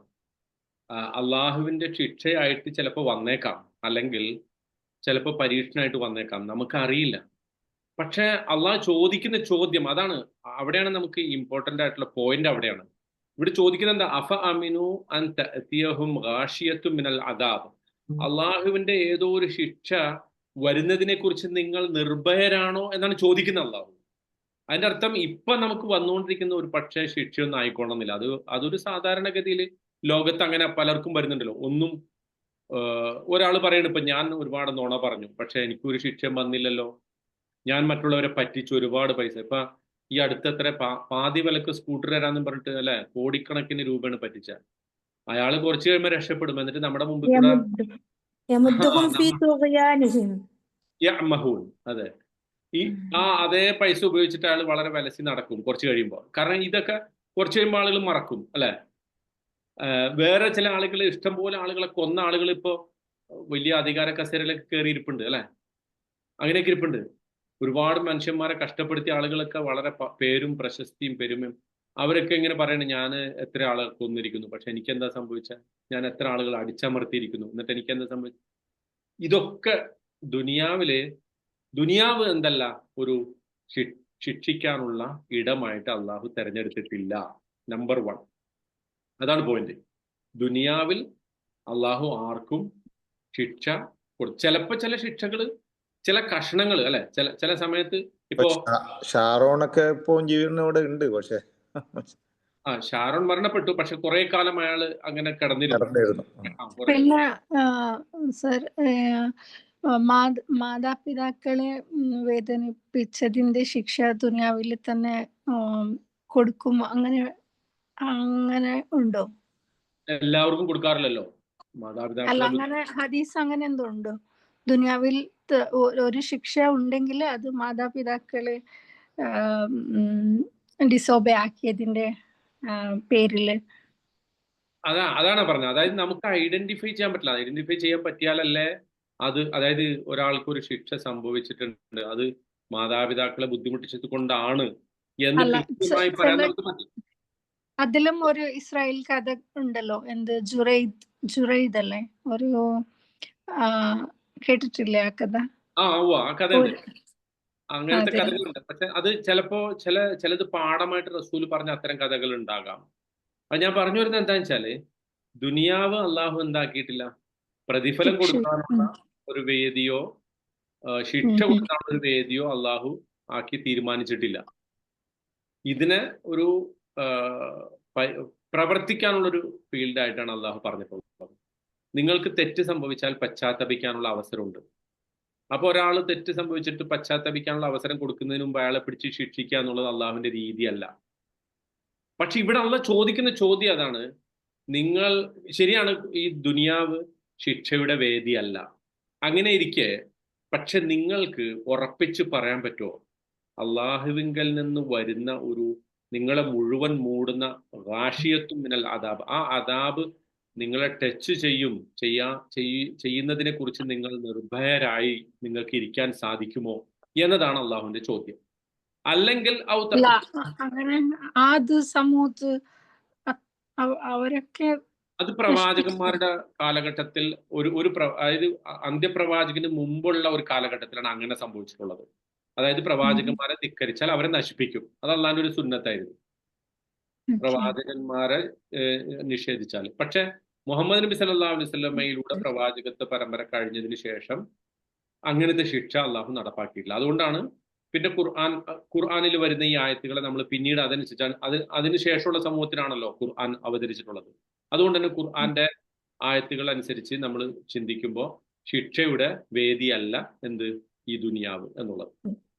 അവിടെ അള്ളാഹ് ചോദിക്കുകയാണ്, നിങ്ങൾക്ക് അങ്ങനെ ഒരു ശിക്ഷ വന്നു കിട്ടുന്നതിനെ കുറിച്ച് നിർഭയരാണ്. വേണമെങ്കിൽ അതിന്റെ അർത്ഥം അള്ളാഹുവിന് വേണമെങ്കിൽ നിങ്ങൾ ഈ പ്രവർത്തിക്കുന്ന തെറ്റുകളുടെയും കുറ്റങ്ങളുടെയൊക്കെ അടിസ്ഥാനത്തിൽ വേണമെങ്കിൽ ഈ ദുനിയാവിൽ തന്നെ ഇത്തരം ശിക്ഷ അവതരിപ്പിക്കാമായിരുന്നു. അല്ലെങ്കിൽ നിങ്ങളുടെ മേൽ പെട്ടെന്ന് അന്ത്യനാള് നിങ്ങൾക്ക് സംഭവിപ്പിക്കാമായിരുന്നു. അതാണ് അടുത്ത് പറയുന്നത്.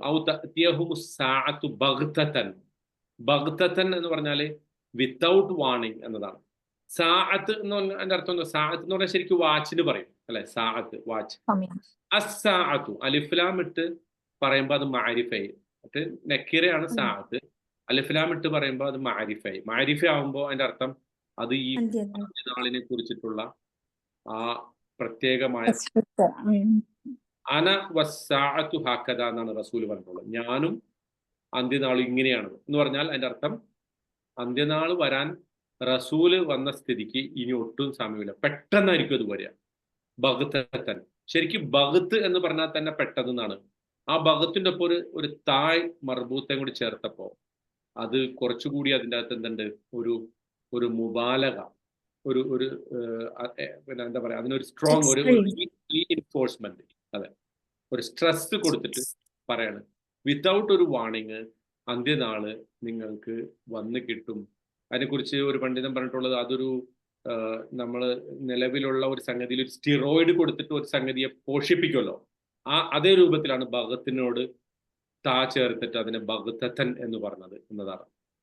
അപ്പോ അന്ത്യനാള് ഇത്രയും പെട്ടെന്നായിരിക്കും വരിക എന്ന് റസൂൽ അതിനെ കുറിച്ച് പറഞ്ഞിട്ടുണ്ട്. എത്ര പെട്ടെന്നാണെന്ന് ചോദിച്ചാൽ പെട്ടെന്ന് എന്നതിന്റെ മാന തന്നെ അന്ത്യനാൾ വരുമ്പോൾ മനുഷ്യന്മാർക്ക് മനസ്സിലാവുള്ളൂ എന്നുള്ളതാണ്. മനസ്സിലായോ ആ പറഞ്ഞത്? പെട്ടെന്ന് എന്ന് പറയുന്ന സംഗതി ഉണ്ടല്ലോ, ഒരു കാര്യം പെട്ടെന്ന് സംഭവിക്കുക എന്ന് പറയുന്നതിന്റെ മാന തന്നെ ഇത്ര പെട്ടെന്നാണോ എന്ന് നമ്മൾ അതിന്റെ മാന തന്നെ നമുക്ക് മനസ്സിലാവുന്ന ഒരു സന്ദർഭം ഒരിക്കൽ അന്ത്യനാൾ എന്ന് പറഞ്ഞാൽ അത്രക്ക് പെട്ടെന്നായിരിക്കും. All of a sudden. ഇപ്പൊ നമ്മൾ പെട്ടെന്ന് പലതും കേട്ടിട്ടുണ്ട് അല്ലെ, പെട്ടെന്നുള്ളത് പലതും കേട്ടിട്ടുണ്ട്. ഇപ്പൊ ഒരാൾ പെട്ടെന്ന് മരണപ്പെട്ടു, ഹാർട്ട് അറ്റാക്ക് വന്നു, അല്ലെങ്കിൽ വണ്ടി ഇടിച്ചു. പടച്ചവൻ അത്തരം ആപത്തുകളിൽ നിന്നൊക്കെ നമ്മളെ കാത്തുരക്ഷിക്കുമാറാകട്ടെ. അപ്പോ നമ്മൾ അങ്ങനെ പെട്ടെന്നുള്ള സംഗതികളെ കുറിച്ച് കേട്ടിട്ടുണ്ട്. ഇമ വെട്ടുന്ന നേരം എന്ന് പറയുന്നതായിരിക്കും. അതന്നെ, ഇമ വെട്ടുന്ന നേരം, അല്ലെങ്കിൽ ഇതാണ് ഓൾ ഓഫ് എ സഡൻ എന്ന് പറയുന്ന അതിന്റെ മീനിങ് ശരിക്കും ഇത്ര പെട്ടെന്നാണ് എന്നുള്ളത് നമുക്ക് ബോധ്യപ്പെടുക എപ്പോഴാണ്? ഈ അന്ത്യനാൾ സംഭവിക്കുമ്പോഴാണ്, ഓൾ ഓഫ് എ സഡൻ. അതാണ്. ഓക്കെ. അപ്പം ഈ ഒരു നിങ്ങൾ ഇങ്ങനത്തെ ഒരു false sense of safety, false sense of security, നിങ്ങൾ പൂർണ്ണമായും സുരക്ഷിതരാണ് എന്ന ഒരു മിഥ്യാധാരണയിൽ നിങ്ങൾ അകപ്പെട്ടിട്ടുണ്ടോ? ഇനി നേരത്തെ ഞാൻ ചോദിച്ച ചോദ്യം ഉണ്ടല്ലോ, നമുക്ക് ഈ ഭൂമിയിൽ സംഭവിക്കുന്ന അതൊക്കെ ശിക്ഷയാണോ അല്ലെങ്കിൽ പരീക്ഷണമാണോ? അതൊക്കെ ഒരർത്ഥത്തിൽ നമുക്ക് ചിലപ്പോൾ അള്ളാഹു തരുന്ന ചിലതായിരിക്കാം. ഏതുപോലെ നമുക്ക് സംഭവിക്കുന്ന ഒരു ക്രൈസിസ്, ഒരു എക്കോണമിക് ക്രൈസിസ്, ഒരു സോഷ്യൽ ക്രൈസിസ്, ഒരു മുസ്ലിം സമൂഹം എന്നുള്ള നിലക്ക് നമ്മളിപ്പോൾ അനുഭവിക്കുന്ന ഒരു ക്രൈസിസ് ഉണ്ടല്ലോ, നമുക്കൊരു പൊളിറ്റിക്കൽ ക്രൈസിസ്, നമ്മുടെ പള്ളികൾ തകർത്ത് കളയുക, നമ്മുടെ സമൂഹത്തിന്റെ ആളുകളുടെ വീടുകൾ തകർത്ത് കളയുക, നമ്മുടെ ആളുകളെ പിടിച്ചുകൊണ്ട് പോവുക, ജയിലിലിടുക ധാരാളമായിട്ട്. ഇതൊക്കെ ഒരർത്ഥത്തിൽ നമുക്കുള്ള ചില വാണിങ്ങുകളാണ്, അള്ളാഹു തന്നെ തരുന്ന ചില സൂചനകളാണ്. ആ സൂചനകളിൽ നിന്ന് നമ്മൾ മനസ്സിലാക്കണം, ഇത് ചിലപ്പോ ഇതിനേക്കാൾ വലുത്, അല്ലെങ്കിൽ അള്ളാഹു നമ്മളെ പെട്ടെന്ന് തന്നെ മൊത്തം മനുഷ്യരെ നശിപ്പിക്കുന്ന ആപത്ത്, അല്ലെങ്കിൽ അന്ത്യനാള്. ആ അന്ത്യനാൾ എന്ന് പറയുന്ന സംഗതി വളരെ പെട്ടെന്ന് സംഭവിക്കാം. പക്ഷെ പല ആളുകളും ചെയ്യുന്നത് എന്താ, അതൊക്കെ സംഭവിക്കുമ്പോഴും ചുറ്റുപാട്ടത്ത് ഇങ്ങനെ സംഭവിക്കുമ്പോഴും അവർ വിചാരിക്കുന്നത് എനിക്കിതൊന്നും ഇപ്പൊ സംഭവിക്കില്ല, അതുകൊണ്ട് ഞാൻ എൻ്റെ ആഹ്ലാദങ്ങളിൽ, എൻ്റെ വിനോദങ്ങളിൽ, എൻ്റെ പണം സമ്പാദ്യത്തിൽ അല്ലെ, ഒരു ഹലാലും ഹറാമും ഇല്ലാതെ പണം സമ്പാദിച്ചുകൊണ്ടിരിക്കുന്നു. ഒരു തൊട്ടപ്പുറത്തെ ആളുകൾ മരണപ്പെടുമ്പോഴും ഇവിടെ ഹറാമിന്റെ ഒരു പ്രവർത്തനങ്ങളിൽ മുഴുകിക്കൊണ്ടിരിക്കുന്നു. ഇങ്ങനെയൊക്കെ മനുഷ്യന്മാർ ചെയ്യുമ്പോൾ അവരോടുള്ള ഏറ്റവും പ്രധാനപ്പെട്ട ചോദ്യം അള്ളാഹു ചോദിക്കുന്നത് അഫ അമിനു അൻ തഅതിയഹും ഗാശിയത്തുൻ മിനൽ അദാബ്.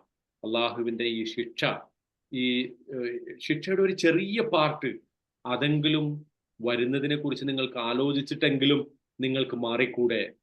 അത് നിത്യേനയുള്ള നിങ്ങളുടെ ഇത്തരം പ്രവർത്തനങ്ങളിൽ നിങ്ങളിങ്ങനെ മുഴുകിക്കൊണ്ടിരിക്കുമ്പോൾ ചുറ്റുവട്ടത്ത് നടക്കുന്ന നിങ്ങളുടെ അള്ളാഹുവിന്റെ ഇത്തരം സൈനുകൾ കാണുമ്പോഴെങ്കിലും നിങ്ങൾക്ക് മാറിക്കൂടെ എന്ന ഒരു ചോദ്യമാണ് അള്ളാഹു ചോദിക്കുന്നത് കേട്ടോ. അതാണ് ഗാഷിയത്ത് സാഅത്ത് രണ്ടും കൂടി ചേർത്ത് പറഞ്ഞതിന്റെ ഒരു ആദേശം. അപ്പോൾ ഈ ദുനിയാവിൽ സംഭവിക്കുന്നത് ഒരു പക്ഷേ ശിക്ഷ അല്ലാതിരിക്കാം, പക്ഷേ ആ ശിക്ഷയിലേക്കുള്ള ഒരു പ്രലൂഡാണ് എന്ന് നമുക്ക് വേണമെങ്കിൽ പറയാം. അതിനകത്തേക്കുള്ള ഒരു ആമുഖമാണ് അല്ലെ, അങ്ങനെ ഉണ്ടല്ലോ, ഒരു glimpse of punishment, glimpse of judgement. ഇവിടുത്തെ അനുഗ്രഹം സ്വർഗത്തിലെ ഒരു അനുഗ്രഹത്തിന്റെ കഷ്ണമാണ് എന്ന് പറയുന്നത് പോലെ അങ്ങനെ ഉണ്ടല്ലോ. അപ്പം സ്വർഗത്തെ കുറിച്ച് പരിചയപ്പെടുത്തിയപ്പോ അള്ളാഹു ഈ ഭൂമിയിലെ അനുഗ്രഹങ്ങളെ വെച്ചിട്ടാണല്ലോ പരിചയപ്പെടുത്തിയത്. അവിടെ തോട്ടങ്ങളുണ്ട്, വാട്ടർ ഫ്രണ്ട് വില്ലകളുണ്ട്, അവിടെ പിന്നെ നല്ല ഫലങ്ങളുണ്ട്, മറ്റേ ഇറച്ചിയുണ്ട്, പാലുണ്ട്, തേനുണ്ട്, ഇണകളുണ്ട്, പരിശുദ്ധരായ ഇണകളുണ്ട്. ഇതൊക്കെ പറഞ്ഞ് പരിചയപ്പെടുത്തുമ്പോൾ അതൊക്കെ ദുനിയാവിൽ നമുക്ക് സ്വർഗത്തിന്റെ ഒരു ടേസ്റ്റ് ഇവിടെ അനുഭവിക്കാൻ പറ്റുന്നു. അതുപോലെ നമുക്ക് സംഭവിക്കുന്ന വിപത്തും നമുക്ക് സംഭവിക്കുന്ന പരീക്ഷണങ്ങളും ഈ പറയുന്ന ഭൂമിയിലെ ചില അള്ളാഹുവിന്റെ ചില തെളിവ് എന്താന്ന് വെച്ചാൽ ഉദാഹരണത്തിന് മുന്നറിയിപ്പ് എന്ന് പറയില്ല, അലം യഅതികും നദീർ എന്നുള്ള സൂറത്തുൽ മുൽക്കിലെ ആ വിശദീകരണത്തിൽ ഇങ്ങനെ തന്നിട്ടുണ്ടായിരുന്നു, ഞാൻ നിങ്ങൾക്ക് മുന്നറിയിപ്പ് തന്നിട്ടുണ്ടായിരുന്നില്ലേ, മുന്നറിയിപ്പുകാരൻ വന്നിട്ടുണ്ടായിരുന്നില്ലേ. അപ്പൊ ഇങ്ങനത്തെ ചെറിയ ചെറിയ കാര്യങ്ങൾ നമുക്കൊരു മുന്നറിയിപ്പായിട്ട് കണക്കാക്കിക്കൂടെ? തീർച്ചയായിട്ടും അതാണ് ഞാൻ പറഞ്ഞു വന്നത്. അതായത് ഇപ്പോൾ ഒരു ആയത്ത് നോക്കൂ, ലഹറൽ ഫസാദു ഫിൽ ബർരി വൽ ബഹരി ബിമാ കസബത് ഐദിൻ നാസ്. ലിയുദീഖഹും ബഅദല്ലദീ അമിലു. ഇത് അല്ലാഹ് പറഞ്ഞിട്ടുണ്ട്.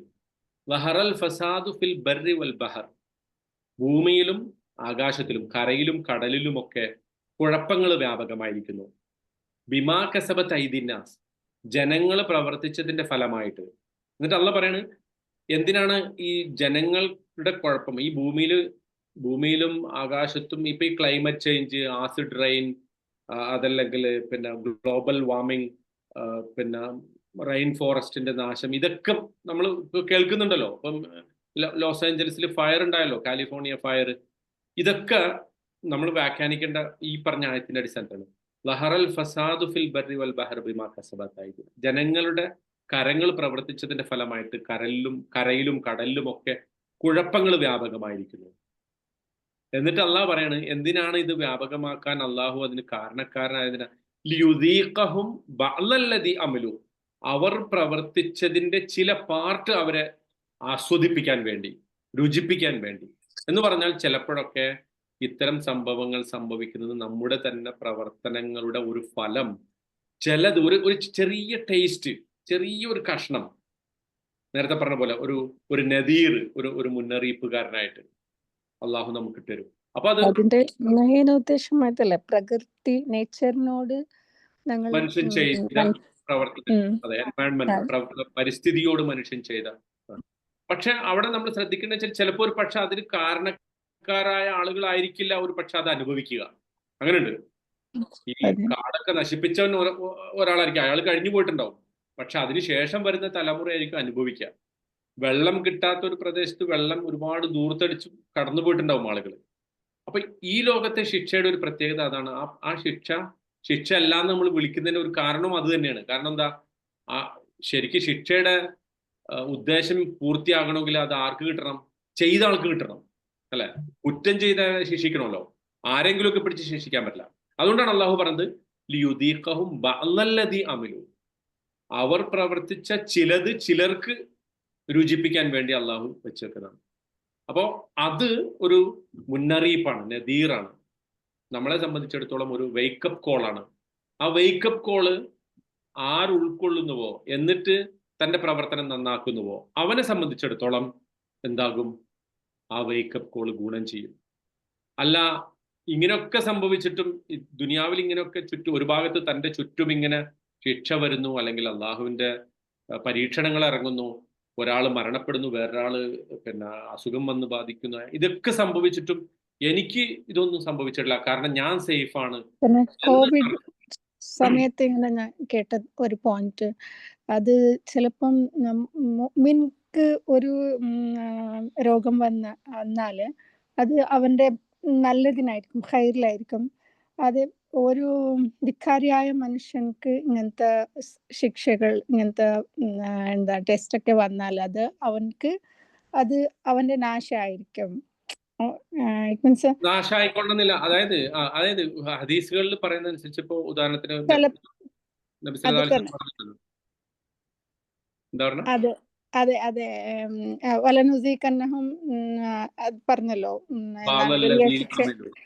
അതായത് ഇപ്പോൾ ഒരു സത്യവിശ്വാസിക്ക് ഒരു മുള്ള് കൊള്ളുന്നുണ്ടെങ്കിൽ, ഒരു മുള്ള് ബാധിക്കുന്നുണ്ടെങ്കിൽ, നമുക്കൊരു ചെറിയ പനി ബാധിക്കുന്നുണ്ടെങ്കിൽ, ഒരു മുള്ള് നമ്മുടെ കാലിൽ കൊള്ളുന്നുണ്ടെങ്കിൽ, അതൊക്കെ നമുക്ക് എന്താണ്? നമ്മുടെ പാപങ്ങൾ പൊറുക്കാനുള്ള വഴിയാണ്. പക്ഷെ സ്റ്റിൽ നമ്മൾ ആ പെയിനിലൂടെ കടന്നു പോകണമല്ലോ. ഇപ്പൊ റസൂൽ അള്ളാന്റെ ഏറ്റവും വേണ്ടപ്പെട്ട ഒരാളായിരിക്കെ ജീവിതത്തിൽ ഏറ്റവും കടുത്ത വേദനകളിലൂടെ കടന്നു പോയ ആളാണ് ആര്? റസൂല്. ഒരാളുടെ ഏറ്റവും പ്രിയപ്പെട്ട ആളുകളുടെ മരണം, അല്ലെ, അതൊക്കെ എല്ലാവരുടെ മരണം അനുഭവിച്ച ആളാണ് റസൂല്. മക്കള് മരണപ്പെട്ടു, മാതാപിതാക്കൾ മരണപ്പെട്ടു, ഏറ്റവും വേണ്ടപ്പെട്ട ആളുകൾ. അതുപോലെ യുദ്ധത്തിൽ പോലും ഒരുപാട് കഷ്ടപ്പെടും. ഉഹദ് യുദ്ധത്തിൽ റസൂല് ഓൾമോസ്റ്റ് കിൽഡ്. പക്ഷെ അപ്പോൾ അങ്ങനെയൊക്കെ സംഭവിക്കും, നമ്മൾ ആ വേദനകളിലൂടെ കടന്നു പോകും. ആ വേദനയെ കുറിച്ച് നമ്മൾ ഒരിക്കലും എന്തെന്ന് പറയാൻ പറ്റില്ല, ശിക്ഷയാണ് എന്ന് പറയാൻ പറ്റില്ല.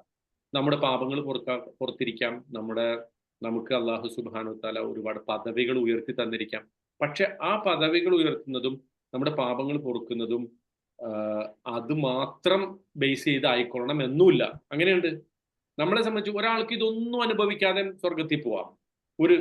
അങ്ങനെ ഉണ്ടല്ലോ, ദുനിയാവിൽ ഒരു വേദന അനുഭവിക്കാതെ സ്വർഗത്തിൽ പോകുന്നവരുണ്ടാവാം, വളരെ അപൂർവമായിട്ടേ ഉണ്ടാവുള്ളൂ. പക്ഷെ അങ്ങനെയും ഉണ്ടാകാം. എൻ്റെ അർത്ഥം എന്താ? ദുനിയാവ് അതിനുള്ളതല്ല എന്നുള്ളതാണ്. അതാണ് നമ്മൾ പറഞ്ഞതിന്റെ ചുരുക്കം. ഇവിടെ അള്ളാഹു ഈ വാണിംഗ് കൊടുക്കുന്നത് ആർക്കാണ്? എന്ത് സംഭവിച്ചാലും ഞാൻ ഈ ഭൂമിയിൽ സേഫാണ്, കാരണം എനിക്ക് ഇതുവരെ പ്രധാനപ്പെട്ടതൊന്നും വന്നിട്ടില്ല എന്ന് വിചാരിക്കുന്ന ആളുകളെ കുറിച്ചാണ് ഈ പറയുന്നത്. എന്ത്?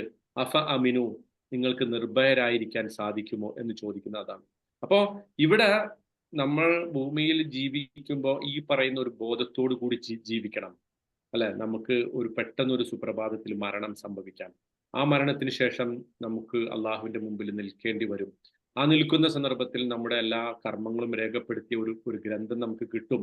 ലാ യുഗാദിറു സഗീറത്തൻ വലാ കബീറത്തൻ ഇല്ലാ അഹ്സാഹ, അല്ലെ? ഒരു ചെറുതോ വലുതോ ആയ ഒന്നും രേഖപ്പെടുത്താതെ ഒന്നും വിട്ടുപോകാതെ കൃത്യമായി രേഖപ്പെടുത്തിയ ഒരു ഗ്രന്ഥം നമുക്ക് കിട്ടും. അവിടെ വെച്ചൊരു വിചാരണ ഉണ്ടാകും. ആ വിചാരണയിൽ നമ്മുടെ തന്നെ അവയവങ്ങൾ നമുക്കെതിരെ സാക്ഷി നിൽക്കും, അല്ലെ? നമ്മൾ ചോദിക്കുന്നു എന്നാണ് പറയണത് നമ്മുടെ ബോഡിനോട്, അല്ലെ? ലിമ ഷഹിത്തു മലൈന, നിങ്ങൾ എന്തിനാണ് ഞങ്ങൾക്കെതിരെ സാക്ഷി പറഞ്ഞത്? അപ്പൊ അവർ പറയും, കാലു അൻതഖനല്ലാഹുല്ലദി അൻതഖ കുല്ല ശൈ, എല്ലാറ്റിനും സംസാരിക്കാനുള്ള കഴിവ് കൊടുത്ത അള്ളാഹു ഞങ്ങൾക്കും സംസാരിക്കാനുള്ള കഴിവ് തന്നു. അപ്പൊ ഇത് ഒരു യാഥാർത്ഥ്യമാണ്, ഒരു റിയാലിറ്റിയാണ്. ആ റിയാലിറ്റി ദ അൾട്ടിമേറ്റ് റിയാലിറ്റി. അതുകൊണ്ടാണ് അന്ത്യനാളിനെ കുറിച്ചുള്ള ഒരു വാക്ക് അൽ ഹാഖ എന്നാണ്, അല്ലെ? ഹക്ക് എന്നുള്ള പദത്തിൽ നിന്നാണ് അൽ ഹാഖ, ദ അൾട്ടിമേറ്റ് റിയാലിറ്റി. അന്തിമമായിട്ടുള്ള ആത്യന്തികമായിട്ടുള്ള സത്യം, ശരിക്കും സംഭവിക്കാനുള്ള ഒരു സത്യമാണത്. അത് നമ്മളെ കൃത്യമായ ഒരു വാണിംഗ് ആയിരിക്കണം എന്നുള്ളതാണ്. അതായത് ഏതുപോലെ എന്ന് വെച്ചാൽ, ഇപ്പൊ നമ്മള് ഒരു പോലീസുകാരൻ നിൽക്കുമ്പോ, ഒരു പോലീസുകാരൻ ഒരു റോഡിൽ നിൽക്കുമ്പോൾ നമ്മൾ ട്രാഫിക് നിയമം ലംഘിക്കൂലല്ലോ. കാരണം എന്താ?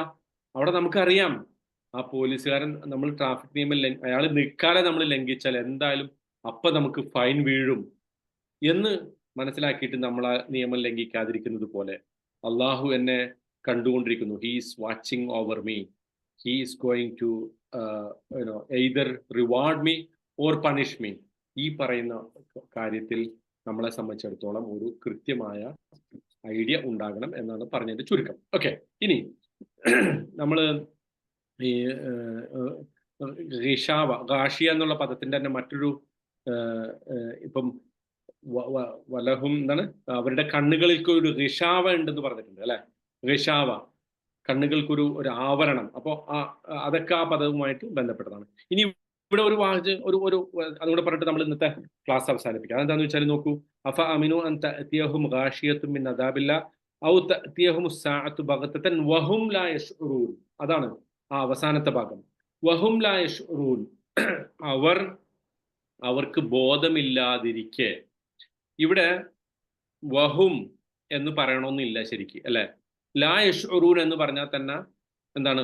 വലാ യശ്ഉറൂൻ എന്ന് പറഞ്ഞാൽ തന്നെ അവർക്ക് ബോധമില്ലാതിരിക്കുന്നതാണ്. അപ്പൊ വീണ്ടും എന്തുകൊണ്ട് ഹും എന്നത് ആവർത്തിച്ചു പറഞ്ഞു? അതൊരു ചോദ്യമാണ്. ഇതേ ചോദ്യം നമുക്ക് വേണമെങ്കിൽ 105-ാമത്തെ ആയത്തിലും ചോദിക്കാം. വഹും അൻഹാ മുഅരിദൂൻ, അല്ലെ? വകഅയ്യിൻ മിൻ ആയത്തിൻ ഫിസ് സമാവാതി വൽ അർളി യമുറൂന അലൈഹ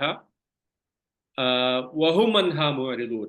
അവിടെയും ഹു പറയണമെന്നില്ല, പിന്നെ വഹും മുഅരിദൂൻ അല്ലെങ്കിൽ യമുറൂന അലൈഹ മുഅരിദൂൻ എന്ന് പറഞ്ഞാൽ മതി, വഹും എന്ന് പറയണമെന്നില്ല. എന്തുകൊണ്ടാന്ന് വെച്ചാല് അവിടെ അതിനെക്കുറിച്ച് പണ്ഡിതന്മാർ പറയുന്നത് യദുല്ലു അലൽ ഇസ്ബാത്തി അലൽ ഫാഇൽ എന്നതാണ്. അതായത് അത് അവർ ചെയ്യുന്ന സംഗതികളെ മറ്റുള്ളവർ അവരെ ഓർമ്മപ്പെടുത്തിക്കൊണ്ടിരുന്നിട്ടും അവർ അതിനെക്കുറിച്ച് അശ്രദ്ധരാണ് എന്നുള്ളതാണ്. മനസ്സിലായോ? അതായത് ഉദാഹരണത്തിന് ഇപ്പൊ ഈ പറയുന്ന ആയത്തുകളെ കുറിച്ച്, ഈ ശിക്ഷയെക്കുറിച്ച് ഖുർആൻ അവരെ താക്കീത് ചെയ്യുന്നു. ഈ ഖുർആൻ പഠിപ്പിക്കുന്നവർ അവരെ താക്കീത് ചെയ്യുന്നു. ഖുർആനെ കുറിച്ച് പ്രചരിപ്പിക്കുന്നവർ അവരോട് താക്കീത് ചെയ്യുന്നു. പ്രവാചകന്മാർ, ഇപ്പൊ ഇവിടെ അള്ളാഹുവിന്റെ റസൂലിനെ കുറിച്ചാണ് ഈ പറയുന്നത്. റസൂല് അവർക്ക് കൃത്യമായ താക്കീത് കൊടുക്കുന്നു, എന്നിട്ടും അവരെന്ത് ചെയ്യുന്നു? അതിനെക്കുറിച്ച് അശ്രദ്ധരാണ്. അതാണ് വഹും എന്നത് ആവർത്തിച്ച് പറയുന്നതിന് ഏറ്റവും പ്രധാനപ്പെട്ട സംഗതി. അതായത് അവർക്ക് ശരിക്കും ശ്രദ്ധയില്ലാത്തത് അവർ തീരെ ശ്രദ്ധിക്കാത്തത് കൊണ്ട് തന്നെയാണ്. ഒരുപാട് കാര്യങ്ങളിൽ അവർക്ക് ശ്രദ്ധ ഉണ്ടല്ലോ, അല്ലെ? ദുനിയാവിന്റെ പല കാര്യങ്ങളിലും അവർക്ക് ശ്രദ്ധയുണ്ട്. പണം സമ്പാദിക്കുന്ന വിഷയത്തിൽ നല്ല ശ്രദ്ധയുണ്ട് അവർക്ക്. ആ പണം എന്റേതാണ് എന്ന് കരുതി വെക്കുന്നതിൽ നല്ല ശ്രദ്ധയുണ്ട് അവർക്ക്. ഈ ജീവിതത്തിൽ ഇത്രയധികം കഷ്ടപ്പെടേണ്ട ഒരുപാട് മേഖലകളിൽ അവർ കഷ്ടപ്പെടുന്നുണ്ട്.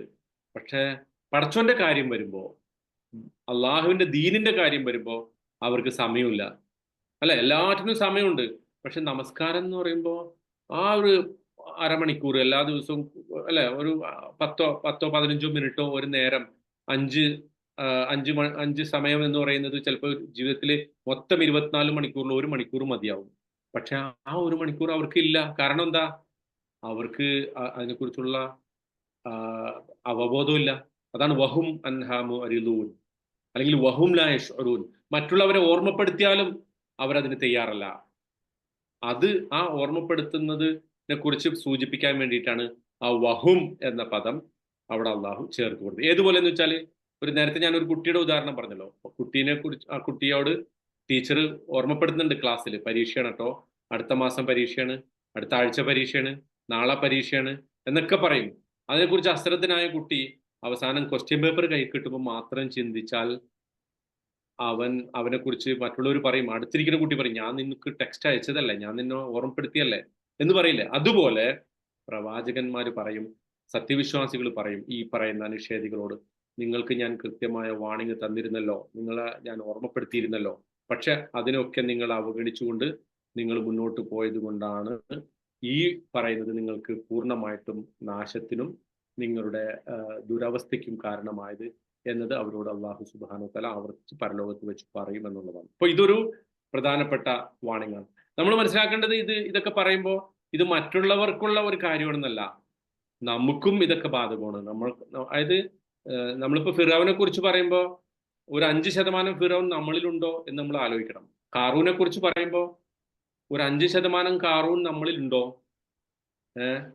ജൂതന്മാരെ കുറിച്ച് പറയുമ്പോൾ ആ ജൂതന്മാരുടെ പഴയ ജൂതന്മാരുടെ ഇപ്പോഴത്തെ ഒരു 10% നമ്മളിലുണ്ടോ? അല്ലെ? അതുകൊണ്ടാണല്ലോ റസൂൽ പറഞ്ഞത്, മുനാഫിക്കുകൾ എന്ന് പറഞ്ഞാല് 4 കാര്യങ്ങൾ ആരിലുണ്ടോ അവർ മുനാഫിക്കായി. അല്ലെ?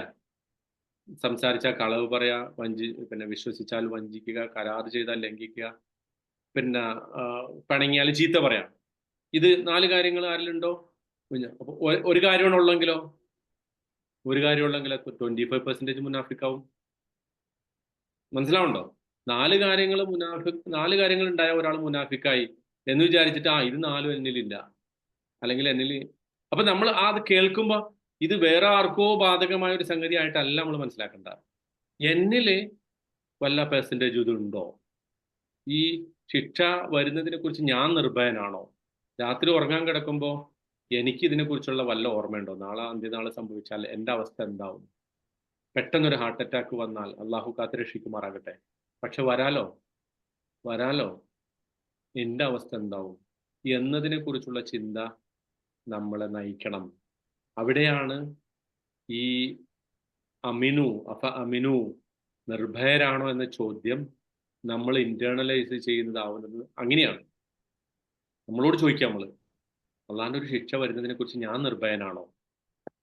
നാളെ സംഭവിച്ചാൽ അതിനെക്കുറിച്ച് ഞാൻ നിർഭയനാണോ? ഒരു കണ്ണാടിയായിട്ട് ഖുർആനിനെ നമ്മൾ കാണുക, ആ അർത്ഥത്തിൽ പരിശുദ്ധ ഖുർആൻ മനസ്സിലാക്കുകയും അത് ജീവിതത്തിൽ പകർത്തുകയും ചെയ്യുന്ന ആളുകളുടെ കൂട്ടത്തിൽ അള്ളാഹു നമ്മെ ഉൾപ്പെടുത്തി അനുഗ്രഹിക്കുമാറാകട്ടെ. നമ്മൾ വീഴ്ചകൾ അള്ളാഹു പുറത്തു മാപ്പാക്കി തരുമാറാകട്ടെ. അല്ലാഹുമ്മ ജഅൽ ജംഅനാ ഹാദാ ജംഅൻ മർഹൂമാ വജ്അൽ തഫറഖനാ മിൻ ബഅദിഹി തഫറഖൻ മഅസൂമാ. اللهم لا تجعل فينا ولا معنا شقيا ولا محروما. اللهم اجعل القرآن العظيم ربيع قلوبنا ونور صدورنا وجلاء همنا وذهاب أحزاننا وهمومنا. اللهم ذكرنا منه ما نسينا، اللهم علمنا منه ما جهلنا، اللهم ارزقنا تلاوته آناء الليل وأطراف النهار على الوجه الذي يرضيك عنا. اللهم اجعل القرآن العظيم ربيع قلوبنا ونور صدورنا وجلاء همنا وذهاب أحزاننا وهمومنا. سبحانك رب العزة عما يصفون وسلام على المرسلين والحمد لله رب العالمين. سبحانك اللهم وبحمدك أشهد أن لا إله إلا الله أستغفر الله وأتوب إليك. السلام عليكم ورحمة الله وبركاته. وعليكم السلام ورحمة الله وبركاته. جزاكم الله خير.